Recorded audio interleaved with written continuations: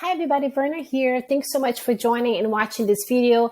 I wanted to take a few moments to share this incredible and important article written by Stephanie Murray for the New York Times. And Stephanie's a journalist, and she is someone that I had the pleasure of speaking with and sharing my story with. And she wrote such an important article on depression and with her struggles on how her depression is being impacting her 3-year-old daughter. And I had the pleasure and honor of sharing with Stephanie my own story, my own struggles that I had growing up. I saw it in my family, case of depression with my mother, with my grandmother, and I promised to myself that that would never happen to me. So I went out into the world and I did everything that you think that will make someone happy, get the house, husband, baby, career, and all of that. And I still realized that I wasn't fulfilled, that I was still depressed. And that was incredibly difficult because for me, it was a certain way a sign of weakness because at the time I didn't know.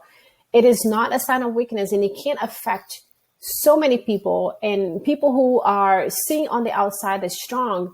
And for those people, it's even harder to admit that they have depression because they are always that strong person, right? When everybody always looks up to, admire. But I am here to tell you that it's not a sign of weakness, but most of all, it is something that you have a way out of that. And when we're going through depression, every day is a struggle. And it can affect anybody at any time. It can affect you. It can affect somebody from a family, a loved one, right? Or a dear friend. So it's so important to bring awareness to this subject because there's so much shame around that, right? It's not something that people want to say, oh, I am depressed or I have depression. So this is such a vulnerable article. And I'm so thankful and so grateful to Stephanie for, sharing her story because this is really impact so many people nowadays. And of course, the last year, and this goes beyond the pandemic, but last year, when people were home and lockdown, and all of those things, just escalated, right? But I think it's so important to bring awareness and knowing that there's no shame in going through, whatever you are going through right now. But I am the proof that there is a way out of that. And I have to say that 100% of my healing I give to meditation.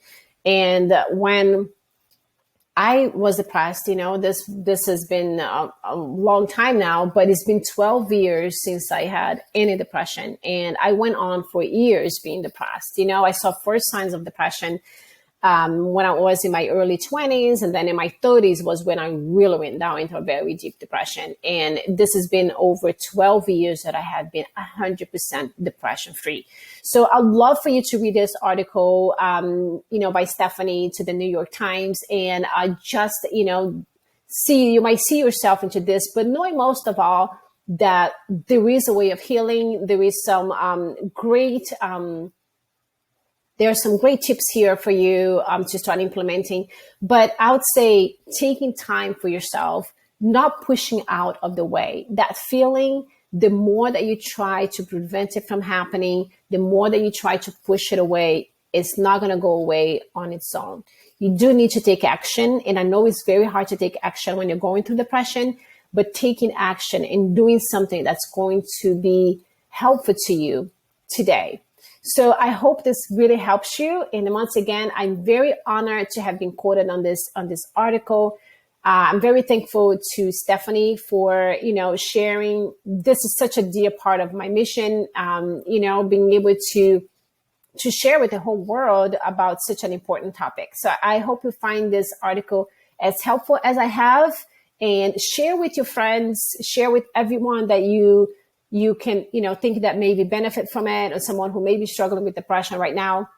And most of all, that there is a way of healing. So I'm wishing you much love and all the peace in the world. Thank you so much for watching this video.